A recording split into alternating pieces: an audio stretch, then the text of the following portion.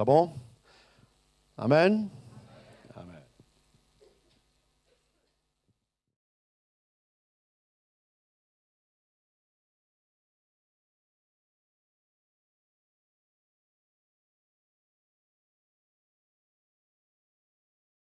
Só assim um segundinho para eu me organizar, pode ser?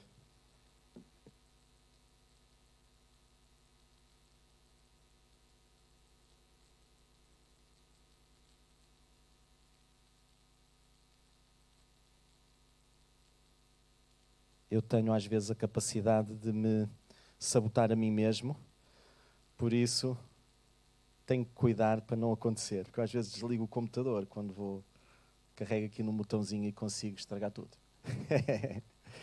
Ora, então de facto foi um prazer estar aqui a louvar a Deus desta maneira, não é? E pessoas que estão cá pela primeira vez, vocês foram uns felizardos, não é? Tiveram aí uma grande estreia e puderam desfrutar assim de um ambiente tão doce. Ah, certo. Vem no seguimento, vem no seguimento. Para vocês poderem recordar este momento que aqui viveram, imaginem o que é que vai acontecer. Aqui à saída, eles vão estar a promover a venda deste trabalho que eles fizeram. Porque, de facto, este trabalho merece ser ouvido em tempos lá em casa onde a gente tem aquela tendência para dar com a cabeça nas paredes. Estão a ver a ideia? Não sei se vocês têm tempos desses lá em casa. Põem-se a pensar naqueles momentos tristes, nas más decisões que fizeram. Certo? Vocês põem o CD e de repente ficam transportados para este ambiente que viveram aqui com os protagonistas deste momento. Eu vou querer fazer isso e recomendo que vocês também o façam se vos for possível. Ok? À saída, alguém quer levar para casa este trabalho ou não? Ótimo. Portanto, há em português e espanhol. E é 10 euros. Não há muitos em português, portanto, corram, mas ninguém pode sair daqui antes do culto acabar para correr, ok? Está certo? Mas pronto. Eu vou querer um em espanhol. Pronto, já está certo? Pronto. Então é assim, o tema de hoje é recomeços. Nós temos cá a Sónia Mendes. Eu ainda não a vi. Ah, está ali. Tu consegues passar aí... Não precisa ser já, pode ser daqui a 3 minutos, se quiseres. Que é para dar tempo para te preparares psicologicamente. Ora, recomeços, e a pergunta é: quando é que nós precisamos de um recomeço? Vocês sabem que a minha linguagem às vezes é assim um bocadinho terra a terra, não é? E eu, honestamente, podes ir vindo, eu preciso de um recomeço quando se dá assim um estouro na minha vida. Quando a vida me diz que não, ou porque eu enfrento um desafio ministerial exigente demais para a força com que estou, ou um desafio familiar maior do que aquilo que eu penso poder suportar, ou um problema de saúde que me leva para além dos limites daquilo que eu acho aceitável, ou porque alguém usa a liberdade que tem para destruir a minha, ou porque eu uso a minha liberdade e espaço para dar um tiro nos meus próprios pés. Normalmente é nesta altura que eu preciso de um recomeço. Então, o que fazer? Precisamos de ouvir a voz de Deus. Deus é um Deus de começos e é um Deus de recomeços. Mas lá iremos. Eu quis convidar a Sónia para ela partilhar connosco um acontecimento que ocorreu na vida dela esta semana e que muito me inspirou. E que tem tudo a ver com recomeços, com continuidades, quando a vida nos diz que não. Vamos ouvi-la. Bom dia. É verdade, foi algo que aconteceu esta semana, porque depois desta gravidez não esperada, eu tive uns problemas aqui de saúde e tinha que ir a uma consulta, mas ainda não tinha conseguido, devia ter ido no início de dezembro, mas como os meus filhos têm andado sempre doentes, especialmente a Salomé, ela está doente, deixa de ter uma doença, tem outra, tem sido um bocado difícil assim nos 2-3 meses, dos últimos 2-3 meses. Então, na sexta-feira, eu tinha a minha consulta e acordei de manhã e fui orar e, de repente, lembrei-me: Senhor, eu vou ter aquela consulta e não tenho feito nada nos últimos tempos daquilo que o médico me disse. Esqueci-me Ele tinha-me dito que eu tinha que fazer determinadas coisas e não fazer outras. E por causa de tudo o que se andava a passar, eu nunca mais me lembrei de mim. E então Deus disse-me, não te preocupes, porque enquanto tu oras pelos teus filhos e pelos outros que tens feito, eu cuido de ti. E eu fui para a consulta, não é? E quando estava na consulta, o médico disse-me, isto não é normal, porque o que poderia ter acontecido era a situação estabilizar, porque ele tinha-me dito para fazer aquelas coisas para a situação ficar estabilizada, mas que nunca iria recuar, ou seja, eu nunca iria ficar como era desde o início da minha vida. E, na verdade, ficou tudo bem, fiquei sarada. E ele disse, não é normal, isto não costuma acontecer e eu não estava à espera. E é para dar glória a Deus, porque não temos passado uns tempos assim tão bons em termos de doenças, mas eu continuo a ver Deus a trabalhar na minha vida e posso ver que Ele está sempre comigo em todo o tempo e eu agradeço muito a Deus por tudo aquilo que Ele tem feito. Obrigado. Que delícia, não é? Deus cuida de nós. Mas interessante Ele cuidar de nós quando nós estamos a cuidar de outros. Ela estava-me a contar isto e eu estava-me a lembrar de Jó, no meio da sua dor, do seu sofrimento, da sua angústia, das suas lutas. Ainda por cima, Jó, a viver aquela exceção, não é? Normalmente a gente sofre por causa das asneiras que faz. Não é verdade? Não era o caso de Jó. Jó estava a sofrer e nem sabia ler nem escrever. Ele não sabia por que raio é que lhe estava a acontecer aquilo. Mas ele desabafou, disse o que tinha a dizer, disse coisas injustas a Deus, mas Deus, no final, não teve uma palavra para lhe apontar a dizer que ele estava a ser injusto. Teve só uma palavra para apontar aos amigos que estavam a criticá-lo por ele estar desesperado e dizer o que dizia.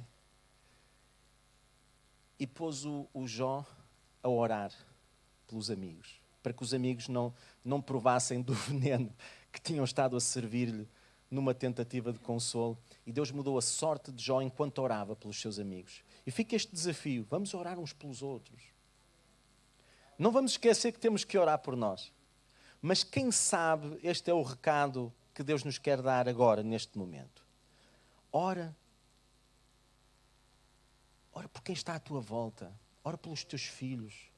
Ora pela tua mulher, ora pelo teu marido, ora pelos teus pais, ora pelos teus colegas, ora pelos teus vizinhos, ora pelas pessoas que Deus te tem trazido à tua mente.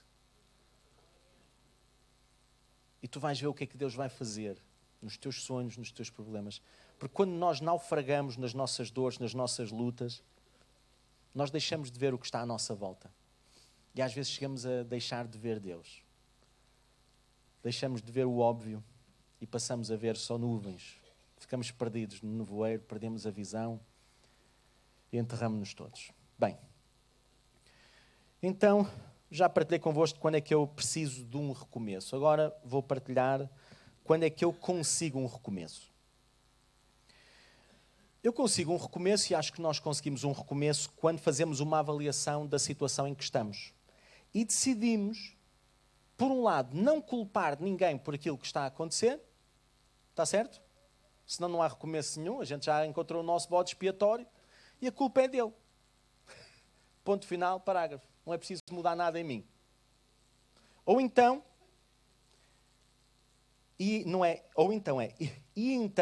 decidimos assumir responsabilidade pelo que vai acontecer daí em diante. Assim é que há um recomeço. Não há um recomeço quando nós escolhemos ser fracos, vitimizando-nos, procurando um Salvador que assuma responsabilidade pela nossa vida e um mau a quem culpar pelo que nos está a acontecer, dedicando-nos a salvar os outros, mascarando a nossa fraqueza com vitória na vida deles, ou controlando os outros sem nos conseguirmos controlar a nós mesmos. Ora, são temas que nós temos desenvolvido nos nossos pequenos grupos à sexta-feira e que têm mudado a vida de algumas pessoas. Eu já passei por alguns recomeços, estou a passar por outro e já participei e participo de vários recomeços na vida de muitas pessoas. Mas hoje eu quero realçar alguns aspectos pelo menos de um recomeço que encontrei nas Escrituras. Eu tinha um plano de partilhar 2, mas duvido lá chegar. Um deles, este primeiro que vou partilhar, eu tenho encontrado numa busca de um recomeço na minha paixão pela leitura da Bíblia. Outro ressurgiu numa conversa com o Luís. Alguém que ganhou coragem e recomeçou a sua vida de há uns tempos para cá e que muito me inspira e quando fala comigo sempre me aponta caminhos para onde eu posso crescer e ir mais longe. Mas ainda nos lembramos do que é que nós precisamos de hoje? Nós precisamos de ouvir a voz de Deus. Porque Deus é um Deus de começos e de recomeços. E já estamos quase a lá chegar. E no texto que eu vou partilhar convosco, se o povo precisava de um recomeço. Israel tinha estado a seguir por um caminho mau e tinha acabado cativo pela Assíria, com o Salmanasar V, uma coisa qualquer. Eu nunca falei com ele, nunca aprendi a pronunciar bem o nome dele. Isto de 721 a.C., mais ou menos. Se nós quisermos conhecer as razões pelas quais eles estavam tão rebentados, elas estão claras em 2 de Reis 17, entre os versos 6 a 23. Eu não vou ler tudo, mas vou ler algumas coisas para vocês terem noção do que é que o povo de Deus é capaz de fazer quando se desfoca. Querem abrir em 2 de Reis, no capítulo 17? Eu podia abrir, mas eu passei aqui em letras maiores, porque eu mesmo com óculos gosto mais de letras ainda maiores que as da Bíblia, com letra grande. Ora, muito bem. Então, eu vou ler só o verso 9, depois vou saltando. Os israelitas praticaram o mal secretamente contra o Senhor seu Deus. Em todas as suas cidades, desde as torres das sentinelas até às cidades fortificadas, eles construíram altares idólatras. E depois dizia mais coisas. Fizeram males, diz no final do verso 11, que provocaram o Senhor à ira. Prestaram culto a ídolos, embora o Senhor tivesse dito, não façam isso. E o Senhor advertiu Israel e Judá por meio de todos os seus profetas e videntes. Desviem-se dos vossos maus caminhos. Obedeçam às minhas ordenanças, aos meus decretos. E de acordo com toda a lei que ordenei aos vossos antepassados que obedecessem e que lhes entreguei por meio de meus servos, os profetas. Mas eles não quiseram ouvir e foram obstinados, como os seus antepassados que não confiaram no Senhor, o seu Deus. Seguiram ídolos inúteis, tornando-se eles mesmos inúteis. Imitaram as nações ao seu redor, embora o Senhor lhes tivesse ordenado, não as imitem. Inclinaram-se diante de todos os exércitos celestiais, prestaram culto a Baal, queimaram os seus filhos e filhas em sacrifício, praticaram adivinhação e feitiçaria e venderam-se para fazer o que o Senhor reprova, provocando a ira. Então, o Senhor indignou-se muito contra Israel e os expulsou da sua presença. Só a tribo de Judá escapou, mas nem ela obedeceu aos mandamentos do Senhor, seu Deus. E depois, por isso o Senhor rejeitou todo o povo de Israel. Ele o afligiu e o entregou nas mãos de saqueadores, até expulsá-lo da sua presença. Porque às vezes só quando a gente chega ao fim, é que a nossa loucura chega ao fim. Porque às vezes nós estamos a escorregar por uma rampa e só estatelados, travados por uma parede qualquer, por um calhau qualquer, por uma idiotice qualquer, é que a gente trava e pensa. Ora, Judá conseguiu superar por um momento este momento de aflição, mas mais à frente ainda conseguiu fazer pior. E acabou no exílio também. Neste caso, já sob o Império Babilónico. E nessa altura, tanto Jerusalém como o Templo foram destruídos pelo famoso Nabucodonosor, o tetra, como é que se chamava aquele? Aquele ditador do Iraque. Saddam Hussein, puxa. Varreu-se-me agora. Era o tetra dele, do Saddam Hussein, o Nabucodonosor. Ao final de uns 70 anos, o Império Babilónico acaba por sucumbir. Porquê? Porque Deus levanta reis e abate reis, levanta nações e abate nações. Como levanta pessoas e abate pessoas. E Deus dá-nos missões. E algumas das missões são para construir, outras missões são para destruir, sabiam ou não? Nunca é para destruir aquilo que Ele está a construir, ok? Mas às vezes é para construir o que Ele quer, outras vezes é para destruir o que Ele não quer. Só que nós temos as nossas próprias ideias, seguimos as inclinações do nosso coração, fazemos o que devemos e o que não devemos. E quando nós somos instrumentos de Deus para fazer justiça em alguma coisa e nos esticamos, a seguir, como diz o João Martins, levamos com a outra ponta do elástico. É ou não é? Ainda me lembro bem desta expressão. Ora, então, um descendente deste Nabucodonosor acabou por pagar o pato. E estava ele todo vaidoso a promover uma festa para todos os seus generais dentro da sua cidade, cercada de muros com 100 metros de altura e vários metros de largura. Achava-se ele inexpugnável. E numa só noite, Ciro, o persa, conquistou e acabou com todos os seus generais e com todo o seu grande exército. E lá se foi a grande Babilónia. Só que depois ele estava em casa a ler os livros que ele colecionava nestas conquistas que ele fazia. E deparou-se com uma leitura no profeta Isaías, no capítulo 44 e 45, em que ele leu uma descrição, a descrição da sua própria vida. E ficou espantado ao ouvir um escrito que tinha mais de 150 anos, que dizia o nome dele e descrevia a vida dele, porque Deus é o eterno. Ele fala de fora do tempo, não é? E ele decidiu fazer aquilo que lá estava escrito. Estava a falar acerca de Ciro. Ele reconstruirá a minha cidade e libertará os exilados, sem exigir pagamento, sem qualquer recompensa, diz o Senhor dos Exércitos, em Isaías 45:13. E ele decidiu, eu vou mesmo fazer isto. É mesmo isto que eu vou fazer. Este Deus que me conhece, eu vou adorá-lo, vou honrá-lo, vou reconstruir o templo dele. E falou lá com o Esdras e mandou aquela malta tratar disso.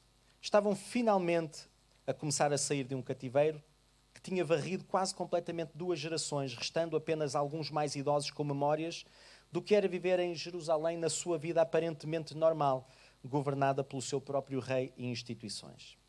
As pessoas mais antigas tinham visto as suas referências a ser destruídas e as mais novas nem tinham as referências que haviam formado a identidade do seu povo na memória, apenas conhecendo o que é viver o melhor possível como escravos e servos numa terra estranha em que fazemos o que podemos para levar para a frente a vida sem sermos totalmente despersonalizados.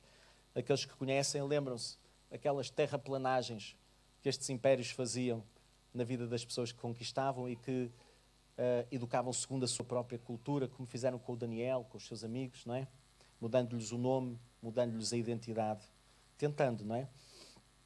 Mas Daniel determinou no seu coração, Daniel e os seus amigos, não se contaminar, como partilhava há uns tempos o Luís, não é? Mas a realidade que nos envolve não define quem somos. Há sempre alguém que nunca se esquece de quem somos. Então, vamos escutar a sua voz e ouvi-lo hoje. E vamos participar da conversa dele com alguém que tinha muita responsabilidade, mas tinha poucas bases para ser quem devia ser e para fazer o que devia ser. Bem-vindos à visão de Zacarias, no capítulo 3. Podem abrir comigo?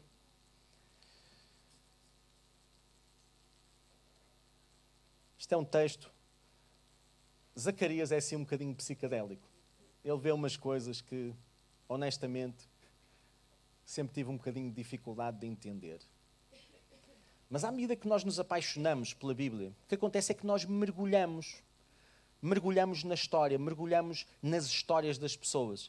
E se não lermos assim, tipo um versículo antes de adormecer, ou 3 versículos antes do Zé Pestana nos tomar de assalto, se nós começarmos a amar a palavra de Deus e começarmos assim a lê-la, 1, 2, 3, 4, vocês vão descobrir que ficam adictos. Começam a ficar viciados naquilo. E à medida que vocês começam a ler assim porções avantajadas, os símbolos que parecem estranhos da palavra de Deus, eles vão se repetindo. e vão começar a ser associados a significados e fazem-vos lembrar coisas. E é assim que Deus nos desvenda os seus segredos. Ok? Então Deus abriu aqui um bocadinho a ponta do véu para esta visão de Zacarias, mas eu não cheguei a percebê-la toda. Vocês vão notar a parte que eu não percebi e vão compreender porque é que eu não percebi. Vamos lá, já estão abertos e os livros ou os telemóveis em Zacarias 3? Zacarias 3. Depois disto, ele me mostrou o sumo sacerdote Josué diante do anjo do Senhor e Satanás à sua direita para o acusar. Que bela imagem, não é? O sumo sacerdote trazido pela mão, pelo diabo, diante do Senhor. Diante de Jesus, antes de ter assumido a forma humana para o acusar. Jesus? Porquê que será Jesus? Bem, o diabo é o acusador e ele não nos acusa diante dos anjos, mas diante do juiz de todos, a quem ele mesmo tem que prestar contas. Certo? Porquê que o trazia pela mão? Porque podia. Porque quando nos deixamos subjugar pelo nosso pecado, ficamos submissos à ação das trevas.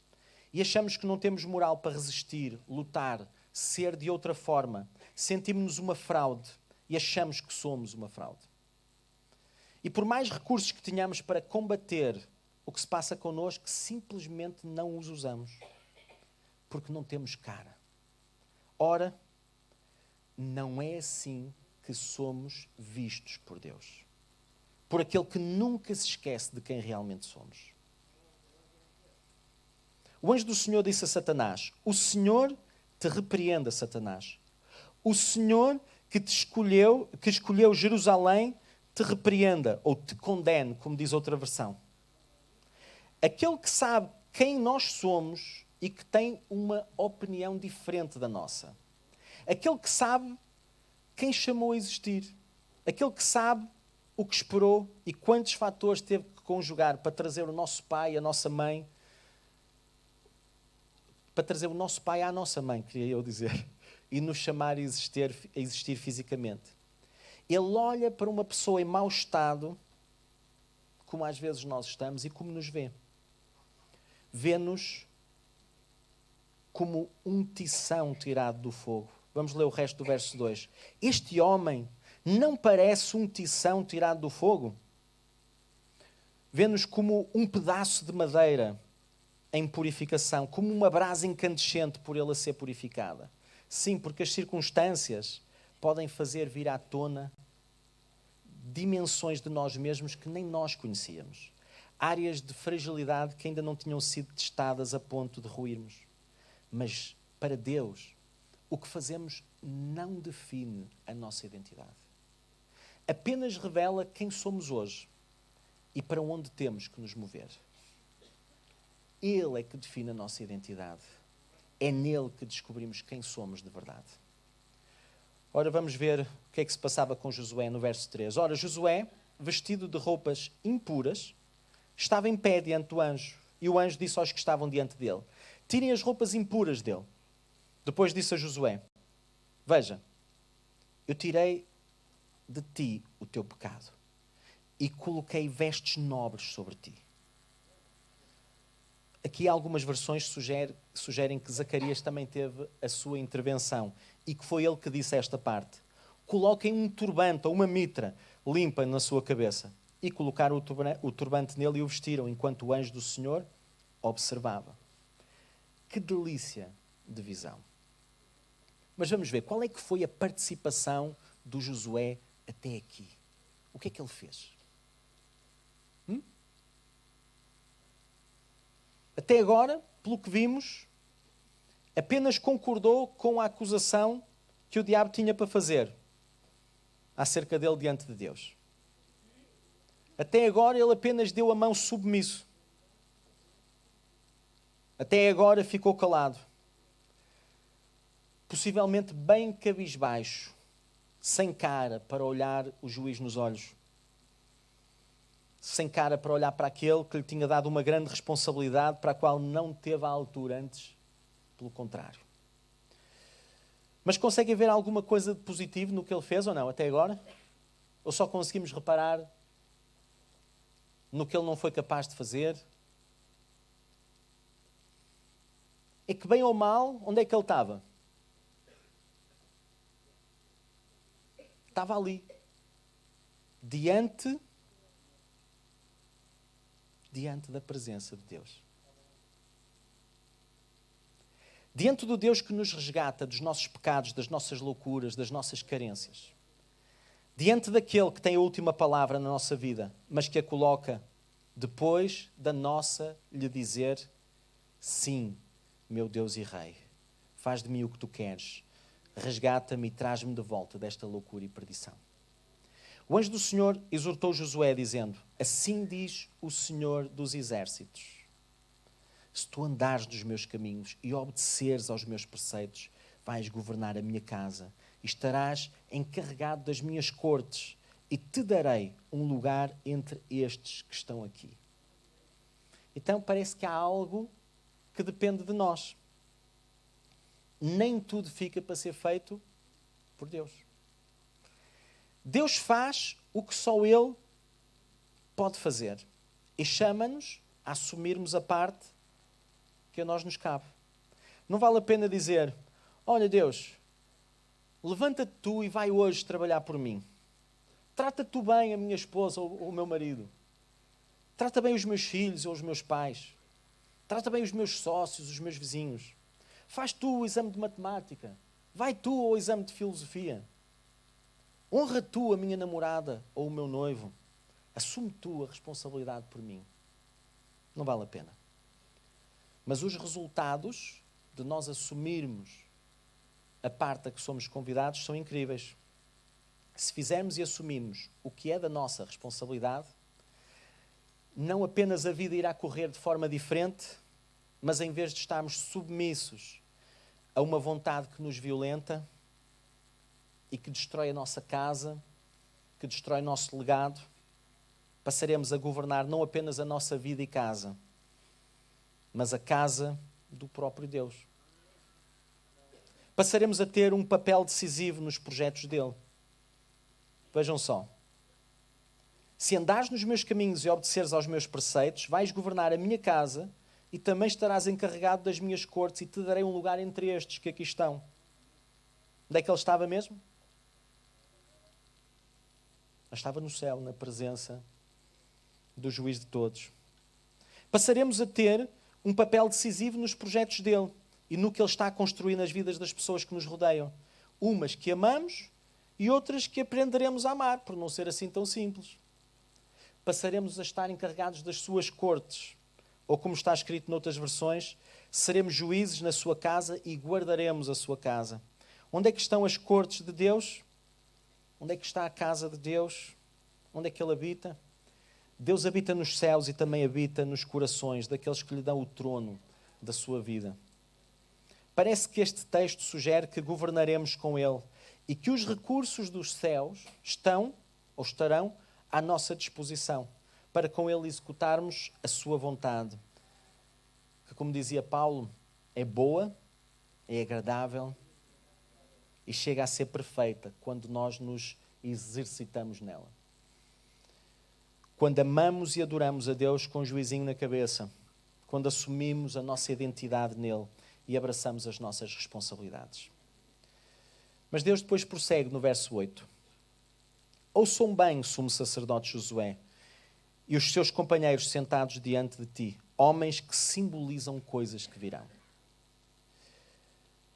Nós temos que perceber bem o que ele nos está a dizer e não nos entusiasmarmos com o entusiasmo. Vocês sabem, sempre que a gente ouve um elogio, ouve alguma coisa positiva a nosso respeito, nós podemos ter uma destas duas tendências. Há pessoas que não sabem receber elogios. E a gente elogia-os e eles sentem-se mal. Mas há pessoas que sabem receber elogios. Uns sentem-se mal porque desperta neles a vaidade. Outros sentem-se mal porque desperta neles insegurança e sabem que mais cedo ou mais tarde não vão estar à altura daquele elogio e então gaba-te cesto, mas daqui a bocado isto vai dar raia.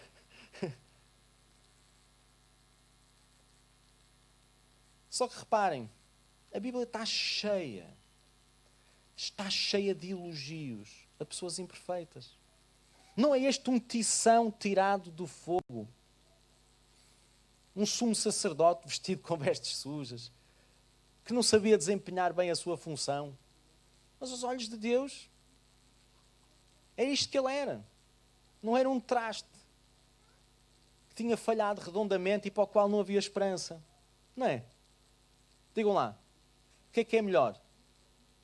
É ouvir que não valemos népia ou ouvir que nós somos extraordinários? E quem é que tem razão? Digam lá. Nós temos razão quando dizemos que não valemos népia. Nós temos razões. Mas não temos razão. Porque aquele que tem a última palavra, aquele que sabe quem nós somos, ele diz que nós valemos, que nós somos preciosos. Temos que aprender a viver com isto. Se não aprendemos a viver com isto, não vamos escutar a voz de Deus. Vamos escutar a voz do moralismo, vamos escutar muitas vozes, mas não vai ser a voz de Deus. Então, temos de ouvir bem. Temos de ouvir bem. E esta cultura do elogio é uma cultura muito saudável. Porque um homem é provado pelos elogios. Se nós não sabemos receber um elogio, temos que cuidar. Temos que aprender, temos que cuidar de nós. Mas também, se nós não sabemos dar um elogio, há qualquer coisa que não está bem. Porque há sempre coisas que nós somos chamados a encorajar. Há sempre realidades que nós temos que afirmar. E nós devemos celebrar o que há de bom e construir altares às coisas boas que Deus cria à nossa volta, é ou não é? Aos encontros que temos com eles. E não apenas construir altares às nossas derrotas ou às derrotas dos outros. Muito bem. Quando os processos de Deus são impedidos em alguns de nós, quando os frutos do investimento de Deus em nós são perdidos ou postos em causa, não é apenas a nossa vida que é afetada. Somos nós que vamos pelo cano abaixo, mas connosco vai tudo aquilo que Deus plantou em nós e que Deus quer gerar através de nós. Porque a gente pensa, olha, se eu não fizer aquilo que Deus me está a dizer, Deus vai levantar outro. É ou não é? E pronto, olha. Ok, menos mal. Não é bem assim. Desde que Jesus saiu da terra, Ele deu uma ordem e disse para nós irmos por todo o mundo, pregar o Evangelho a toda a criatura. E todas as gerações disseram, isto não vai ser possível na minha geração. Isto só vai ser possível, pronto, lá no final dos tempos. E o final dos tempos nunca mais chega. Sabem porquê? Porque não há uma geração que assuma a responsabilidade e que perceba que hoje é possível a gente terminar a tarefa. Não é hoje, dia 12 de janeiro. É hoje, no meu tempo de vida. Porque se nós assumirmos a tarefa e não for, o pastor que assuma, o Álvaro e o António Gonçalves e o Samuel e os Samuéis e os Antónios Gonçalves e os Álvaros da vida, eles que assumam essa tarefa, porque eu tenho que estar aqui no meu trabalhinho a ganhar dinheiro para depois dar lá na igreja para as ofertas, para fazerem lá o trabalho de Deus. Amém, amém. Estão a ver? Não é assim que se constrói. Não é assim que se chega lá. Só se vai chegar lá quando nós todos assumimos a nossa parte. E então, quando os processos de Deus são impedidos na nossa vida e quando os frutos do seu investimento são comprometidos, não é apenas a nossa vida que está em causa, é tudo o que Deus está a planear construir através dela, as pessoas que nós vamos gerar. Imaginem que o Barnabé se tinha lembrado de, Deus, isto... Eu sei que o Saulo é um tipo interessante, é um tipo muito capaz, mas ele é um bocado assustador, Deus. Arranja lá outro mais simples, que aquele, o Saulo, aquilo é uma víbora, Deus. Ele pode ser muito fixe, mas olha, arranja outra pessoa para ir lá. O que é que a gente tinha perdido? Ou Deus arranjava alguém que fosse obediente, que é normalmente o que Deus faz, ou então não tínhamos Paulo e não tínhamos metade do Novo Testamento.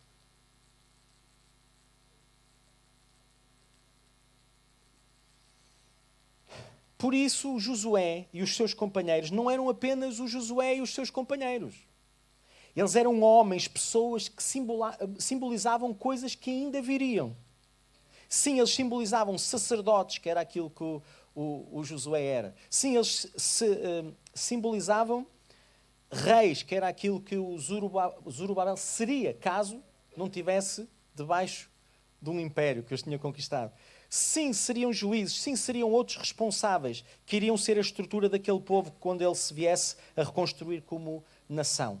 Mas eles também simbolizavam toda uma nova realidade que estava a ser gerada a partir deles, a partir da sua identidade restaurada, amadurecida, já sem aquelas fragilidades que não tinham emergido porque ainda não tinham sido devidamente postos à prova.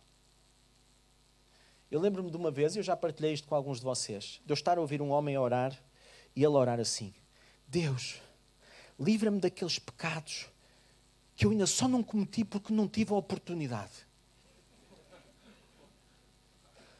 Porque se calhar eu não sou um ladrão de $100 ou de $1000, mas se calhar se me pusessem 1 milhão à frente, eu não aguentava e roubava.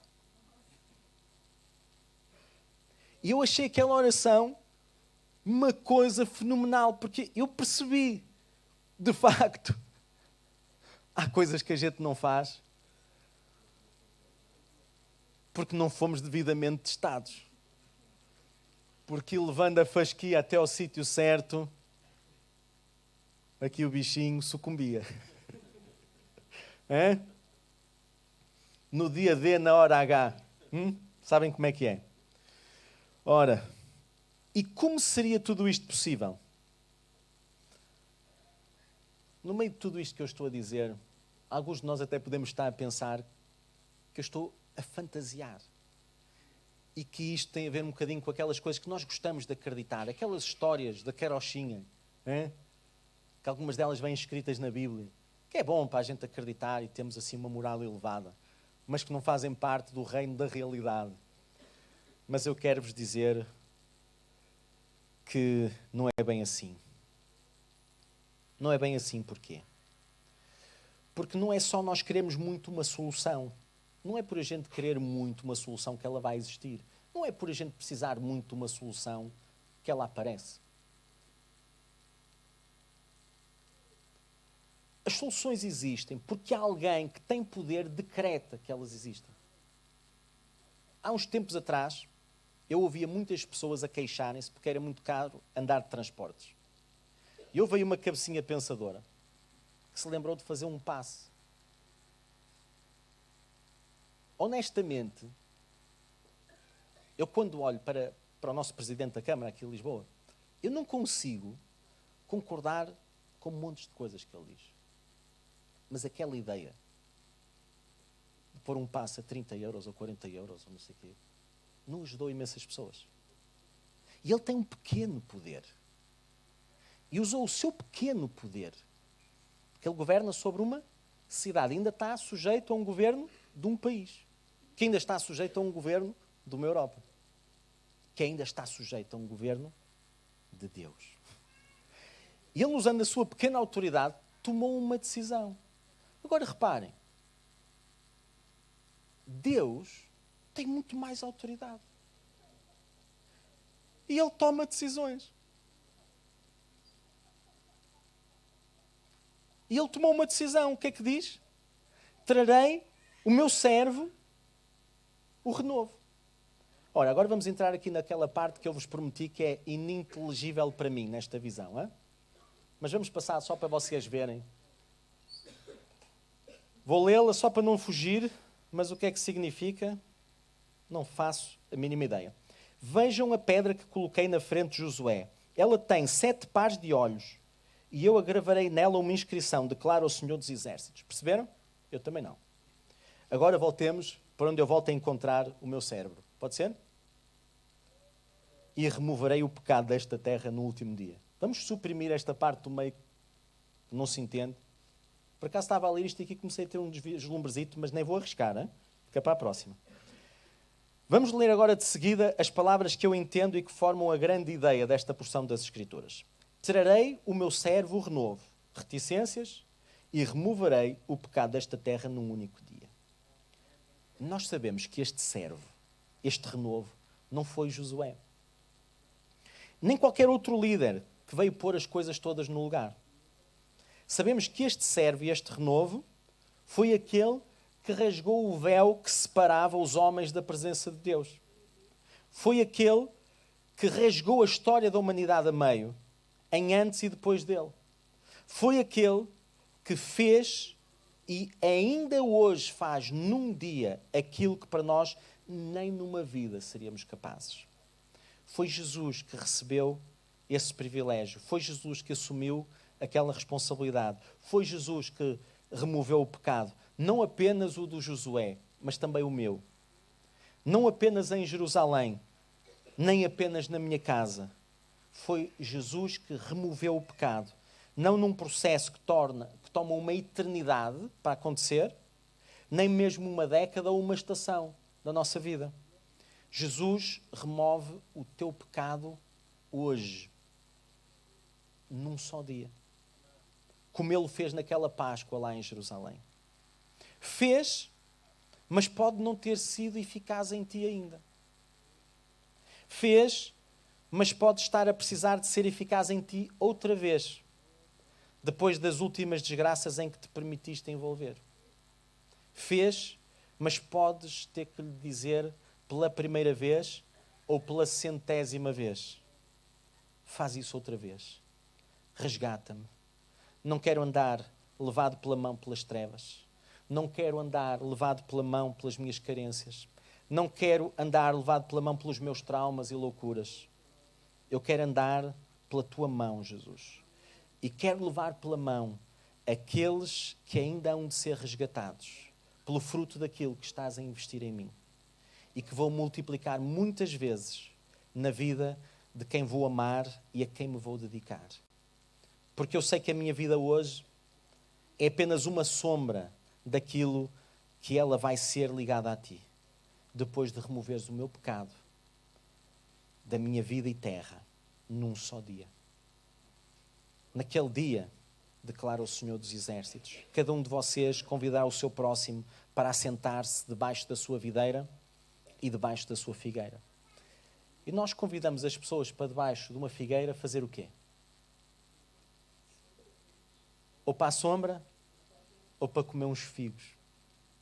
E nós convidamos alguém para debaixo de uma videira quando quê? Quando trabalhamos a videira. E não é daquelas que andam assim rasteirinhas pelo chão. É quando a gente cria aquelas coisas que as conduzimos e criamos aquelas parreiras. Em que a gente fica lá, mete lá uma mesinha de baixo, estendemos a mão e sacamos umas uvitas, sem o dono ver, não é?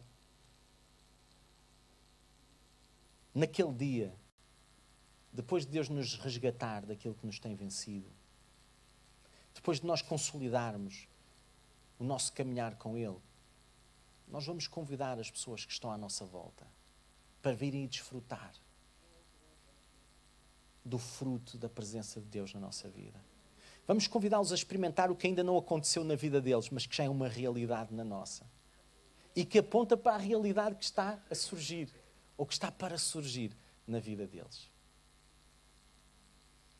Eu gostava de vos convidar a sonhar comigo. E gostava de perguntar ali, Marcos, se vocês podem começar a subir outra vez.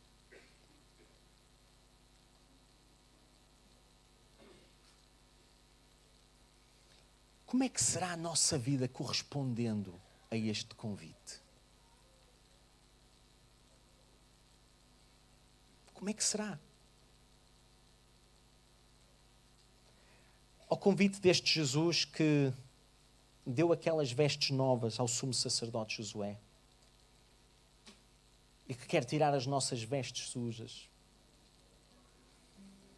quer despir-nos da nossa angústia, quer remover de nós o nosso tormento,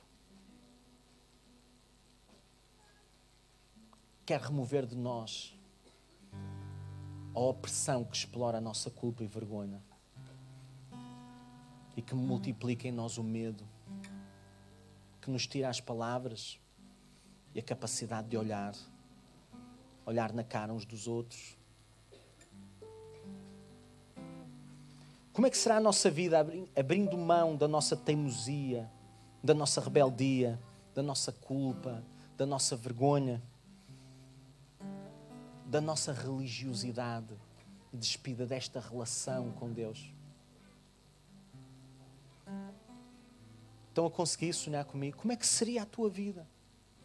Como é que vai ser a tua vida? Alguém quer dizer a Deus: Deus, eu preciso que isso aconteça comigo. Também me deste a mim uma responsabilidade. Também me chamaste a mim a ter uma relação. Mas eu sinto-me como esse Josué. Sinto-me como essa pessoa que não tem cara.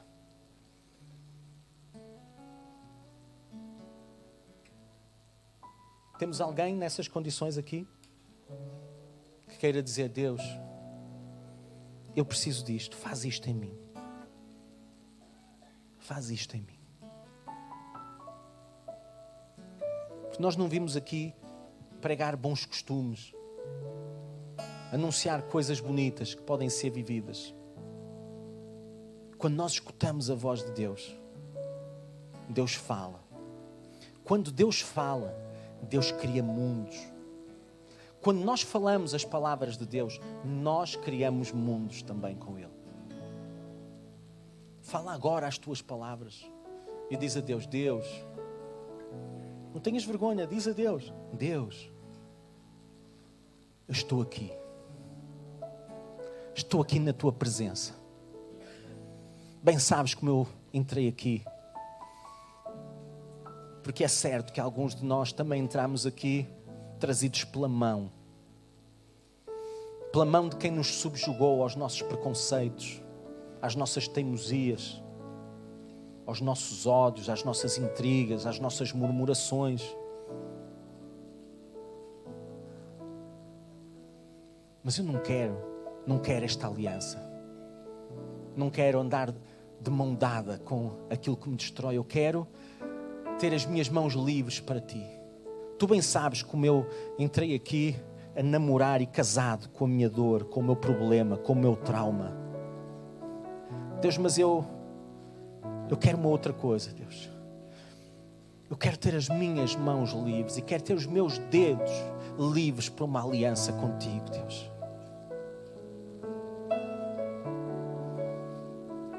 Eu quero escutar a tua voz e quero que a tua voz seja a voz que determina a estação da minha vida, a estação da minha alma. A voz que diz que o meu pecado acaba hoje aqui. A voz que diz que a minha terra vai ser transformada num só dia. Faz isso, Deus, no nome de Jesus. Alguém fez esta oração ou não? Quem fez pela primeira vez, depois deve vir aqui à frente, em vez de fugir e ir-se embora logo, só para a gente dar um abraço e saudar e celebrar. Vamos adorar o nosso Deus.